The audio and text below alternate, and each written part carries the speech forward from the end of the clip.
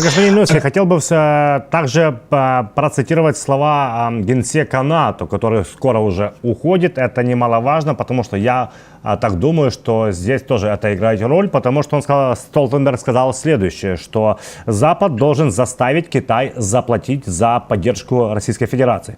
Он упомянул, что в прошлом году Россия импортировала с Китая 90% своей микроэлектроники и сказал, что вот Китай хочет усидеть на двух стульях, якобы и помогать России, и работать с Западом.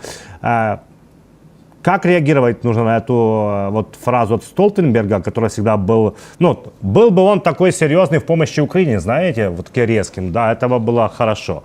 Но вот сюда же, что осенью на его место, скорее всего, придет Марк Рютте, премьер-министр Нидерландов, здесь играет роль какую-то, что вот генсек НАТО сейчас идет, Столтенберг, и он говорит больше, чем всегда.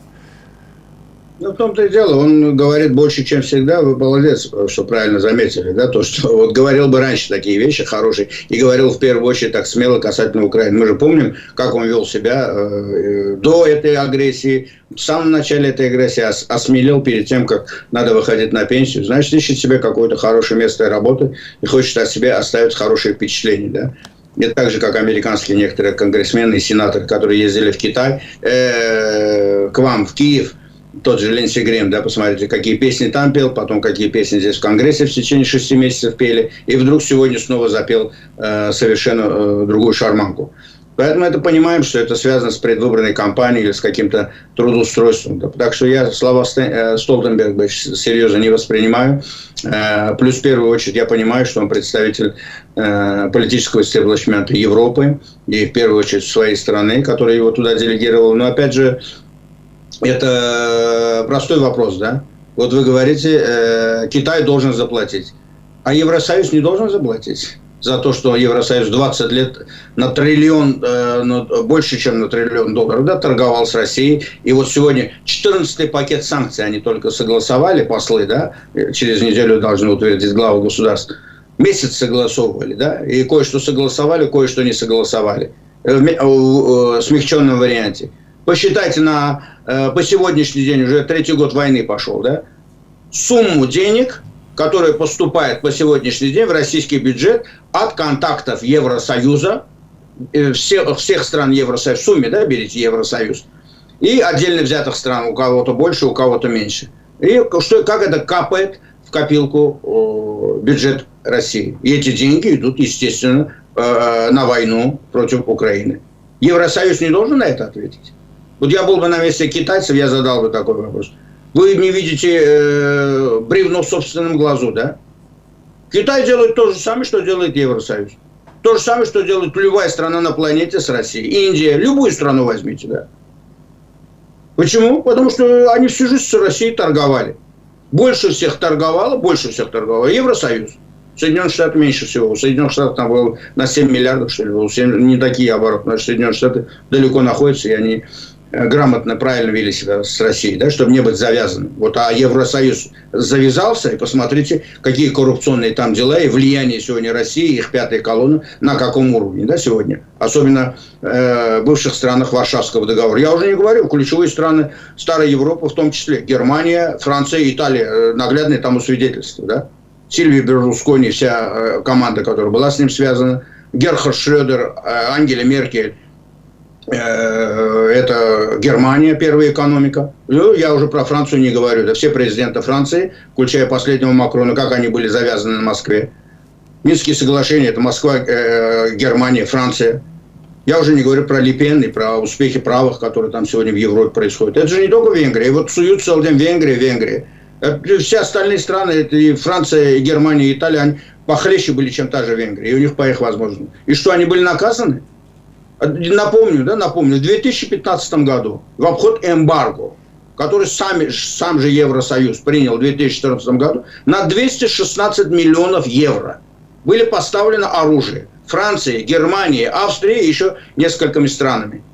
Оружие на таком уровне России в обход эмбарго невозможно не поставить без санкций президента страны, если это во Франции, канцлера ФРГ, если это в Германии, министра иностранных дел, министра обороны, начальника разведки. Это невозможно.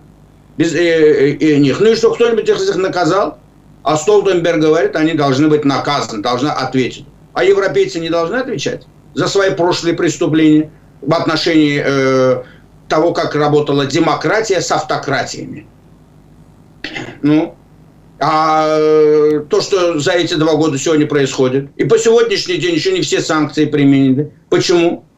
Почему сегодня только Линдси Грэм выходит, вот буквально, да, за час до нашей передачи он вышел и сказал о том, что надо вот с визит Северную Корею дает нам основание, и то, что вот там Россия заключила с ними такой договор о стратегическом партнерстве, дает нам основание признать Россию страной-спонсором терроризма. То говорят, то не говорят, то давай выдвигаем закон. Ну и что? Болтология, да. Что в Соединенных Штатах Америки болтают, что в Европе болтают. Потому что это красиво все не продается, вот они будут это говорить. А в реале же совершенно другое. С самого начала этой войны они хотели пойти на сделку. И вам на вас давили. Хотели, чтобы вы поломались бы и согласились бы на эту сделку. Поэтому то, что сегодня на Китай, вот так Столтенберг там или кто-то что-то такое говорит, это хорошо продается. Но это неправда. Это неправда сказать, что Китай должен ответить. Да, если Китай должен ответить, точно так же, как должны ответить те же европейские структуры. Посмотрите на уровень товарооборота. Да. Китая. Вот у Китая товарооборот за эти 2 года войны увеличился на 100 миллиардов. Было 140 миллиардов, сегодня это 240 миллиардов. За 2 года войны на 100 миллиардов. А теперь посмотрите, вот позовите каких-нибудь экспертов, экономистов, пускай по странам пойдут все, и посчитайте в сумме. И когда кто-то говорит, типа Столтенберга, об этом спросите у того же Столтенберга, а вот за это, за такую сумму бизнеса с той же России по сегодняшний день, кто будет отвечать в Евросоюзе и в НАТО?